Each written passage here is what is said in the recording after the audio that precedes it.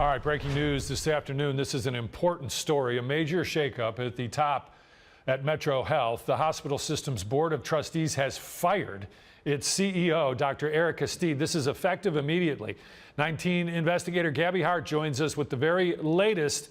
Gabby, on this developing story.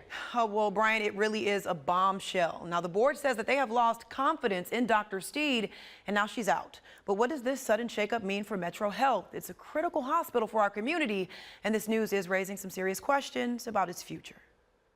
I've had roadblocks, I've had barriers, I've had obstacles, I've had turbulence, I've had adversity. It feels like just yesterday we were talking with the new, now former CEO of MetroHealth, Dr. Erica Steed, appointed toward the end of 2022. On Friday, a stunning announcement. She's been fired. The board saying that they've lost confidence in her leadership.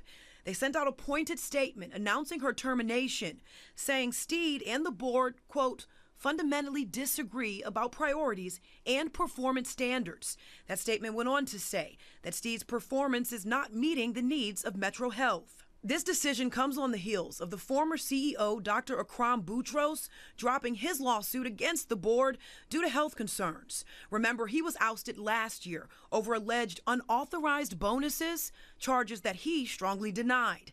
The back-to-back firings of two CEOs in such a short period raises serious concerns about the leadership and stability at MetroHealth. But the board says they have senior leaders in place to ensure the hospital continues its mission of providing quality care. So what is the next move for MetroHealth? Well, that's up in the air right now. They have made it clear, though, that they are not making any statements or answering any questions right now. Now, we have reached out to Dr. Steed to hear her side of things. As soon as we hear back from her, we'll update you right here and, of course, on Cleveland19.com. Duffy?